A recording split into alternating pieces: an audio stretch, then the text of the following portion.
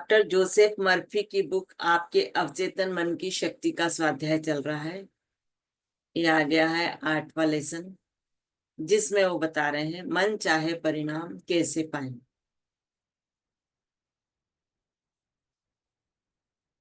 सभी प्रार्थनाएं सफल नहीं होती हैं। हर व्यक्ति यह बात जानता है। तो ये सभी को मालूम है कि कितनी ही प्रार्थनाएं करते हैं तो वो सबकी सब फलीभूत होती हैं क्या? नहीं होती। ये सभी व्यक्ति जानते हैं। संदेहवादी इससे यह निष्कर्ष निकालते हैं कि प्रार्थना काम नहीं करती। जिनको संदेह होता है वो ये निष्कर्ष निकाल देते हैं, इस चीज का परिणाम निकाल लेते हैं कि प्रार्थनाएं काम नहीं करती। वे इस बात को नजरअंदाज कर देते हैं कि सफल प्रार्थना के लिए इसका कारगर प्रयोग करना चाहिए और इसके वैज्ञानिक आधार की स्पष्ट समझ होनी चाहिए। क्योंकि वो इसको नहीं जानते कि वैज्ञानिक आधार पर किस तरह से हमको प्रार्थना करनी है, उसका वैज्ञानिक आधार क्या है, इस कारण वो सफल नहीं होती। अगर आप पाएं कि आपकी प्रार्थनाओं का अपेक्षित परिणाम नहीं मिल रहा है तो क्या करें? अगर आपकी प्रार्थनाओं का अपेक्षित परिणाम नहीं मिल रहा है, जो आप चाहते हैं वो नहीं हो रहा है, तो आपको करना क्या है ये भी उन्होंने बताया है। आपको इस असफलता के प्रमुख कारणों को समझ लेना चाहिए। ये है विश्वास की कमी और बहुत ज्यादा कोशिश। जब हमारे मन में विश्वास नहीं होता है, उसमें कमी रहती है, या हम बहुत ज्यादा कोशिश करते हैं तो भी हमारी प्रार्थनाएं फलीभूत नहीं होती। कई लोग अपने अचेतन मन की कार्यविधि को पूरी तरह नहीं समझ पाने के कारण अपनी प्रार्थनाओं को खुद असफल कर लेते हैं। उनको अपने अचेतन मन का की कार्य प्रणाली के बारे में नहीं मालूम होता, इसलिए वो अपनी प्रार्थना को ही असफल कर देते हैं। जब आप जान जाते हैं कि आपका मस्तिष्क कैसे काम करता है तो आप में आत्मविश्वास आ जाता है। आपको याद रखना होगा कि आपका अवचेतन मन किसी विचार को स्वीकार करते ही उस पर तत्काल अमल करने लगता है। तो हमको हमेशा याद रखना है कि जैसे ही हमने कोई विचार आया और उस पर अगर अवचेतन मन ने स्वीकार कर ली, तुरंत ही स्वीकार कर लेता है और उस पर अमल करना शुरू कर देता है।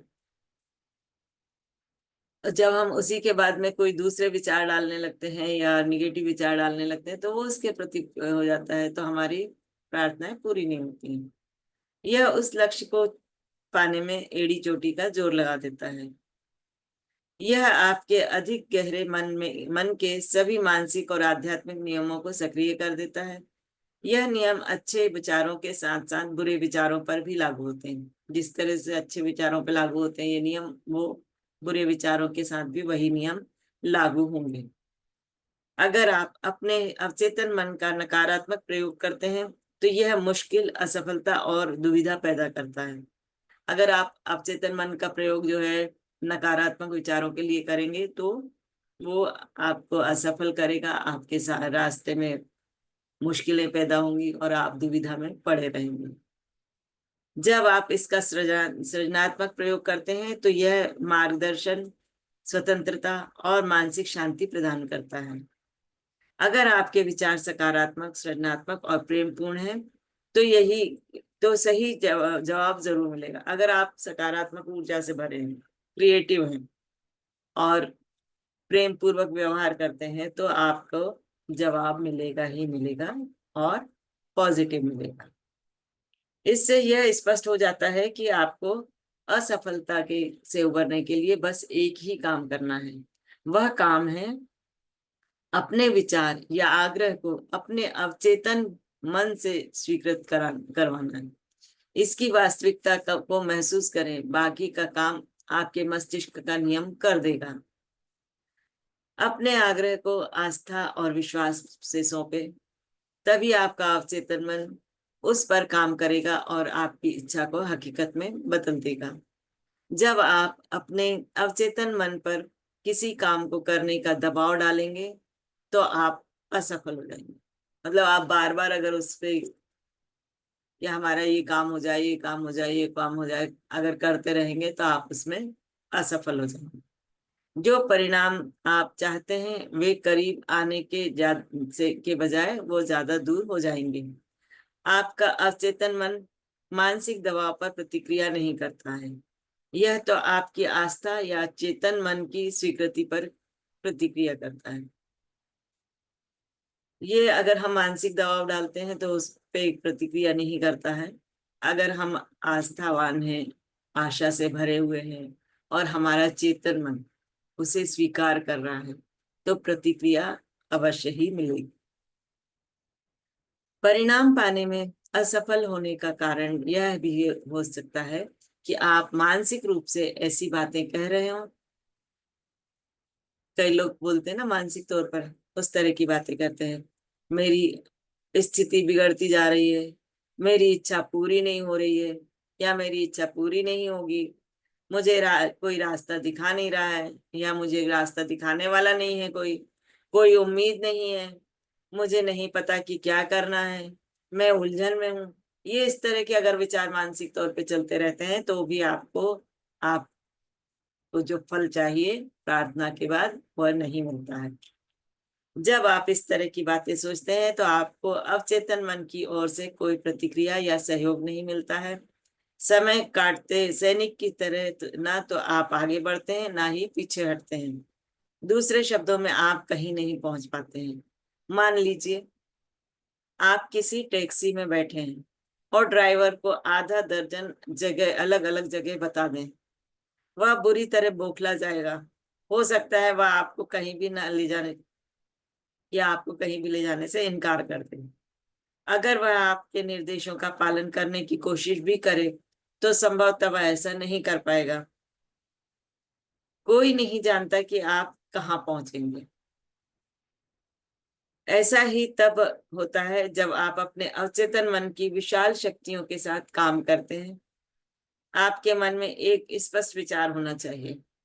आपको एक निश्चित निर्णय पर पहुंचना चाहिए कि कोई रास्ता है, बीमारी या परेशान करने वाली समस्या का कोई समाधान है। सिर्फ आपके अवचेतन मन के भीतर की असीमित बुद्धिमत्ता जवाब जानती है। जब आप अपने चेतन मन में इस स्पष्ट निष्कर्ष पर पहुंचते हैं तो आपका मस्तिष्क फैसला कर लेता है और आपको अपने विश्वास के अनुरूप फल मिलता है।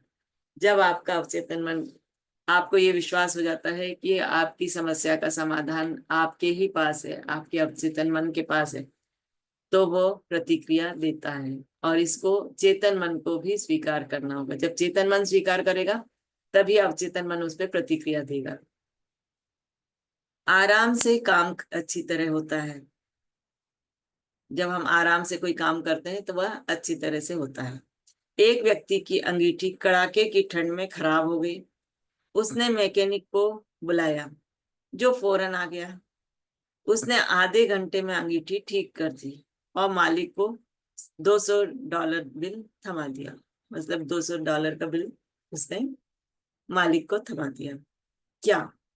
जैसे ही मालिक ने वो बिल देखा तो कहते क्या, गुस्से में चिल्लाया, इसमें तुम्हें जरा भी समय नहीं लगा, तुमने किया क्या है? बस एक छोटा सा पुर्जा ही तो बदला है।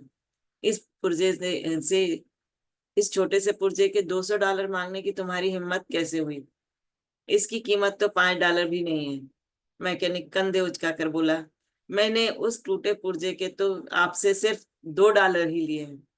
मैंने इसे इतने में ही खरीदा था। मकान मालिक ने उसके चेहरे के सामने बिल लहराया। दो $2। वह चिल्लाया, इसमें तो $200 लिखे हैं। सही लिखे हैं, मैकेनिक बोला, बाकी $198 तो यह जानने की है कि गड़बड़ी क्या थी और उसे कैसे ठीक किया जाए। आपका अवचेतन मन मास्टर मैकेनिक है। वह सबसे समझदार है। वह आपके शरीर के किसी भी अंग को ठीक करने के रास्ते और तरीके जानता है। सेहत का आदेश दें, आपका अवचेतन मन सेहत का निर्माण कर देगा। लेकिन इस काम को आराम से करना होगा। आराम से अच्छी तरह से होता है। जब हम कोई काम करते हैं आराम से तो वो सही होता है, अच्छी तरह से होता है। विस्तृत विवरण और साधनों के बारे में सोच सोचकर हताश होने की जरूरत नहीं है। बस इतना जान लें कि अंतिम परिणाम क्या होगा। अपनी समस्या के सुखद समाधान को महसूस करें, चाहे वह सेहत हो, पैसा हो, लोक व्यवहार से संबंधित हो। याद रखें कि गंभीर बीमारी से ठीक होने पर आपको कैसा महसूस हुआ था। ये कभी ना भूलें कि आपकी भावना अवचेतन मन प्रदर्शन का पैमाना है।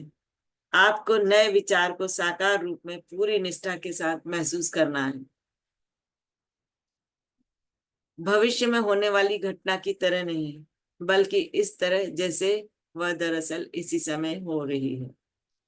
जैसे हमें ये नहीं सोचना है कि मैं ठीक हो जाऊंगी या मेरा ये काम हो जाएगा। नहीं, ये हमको उसी समय वर्तमान में महसूस करना है कि ये काम हो गया है, ये या मैं पूरी तरह स्वस्थ हो गई हूँ। जो भी आपका अपना हम्म, ठीक करना है उसके बारे में। इच्छा शक्ति नहीं, कल्पना शक्ति का इस्तेमाल करें। अवचेतन मन की शक्तियों की मदद लेना किसी बाधा के खिलाफ संघर्ष करने की तरह नहीं है। ज्यादा कड़ी मेहनत करने से ज्यादा अच्छे परिणाम नहीं मिलते। इच्छा शक्ति का जरा भी प्रयोग ना करें। इसके बजाय इसके कारण मिलने वाले परिणाम और स्वतंत्रता की साकार तस्वीर देखें। आप पाएंगे कि आपकी बुद्धि टांग अड़ाने, समस्या को सुलझाने के तरीके खोजने और आपके अवचेतन मन पर उन तरीकों को थोपने की कोशिश करेगी। इसका विरोध करें। समस्या सुलझाने के अपने बौद्धिक प्रयासों को दूर हटा दें। बच्चे जैसी चमत्कार करने वाली सरल आस्था रखने में जुटे रहें। यह तस्वीर देखें कि आपको कोई रोग या समस्या नहीं है, या आप पूरी तरह से स्वस्थ हैं। संपूर्ण स्वास्थ्य को देखना है। अपनी मनचाही स्थिति की भावनात्मक संतुष्टि की कल्पना करें कि आप पूरी तरह से संतुष्ट हैं।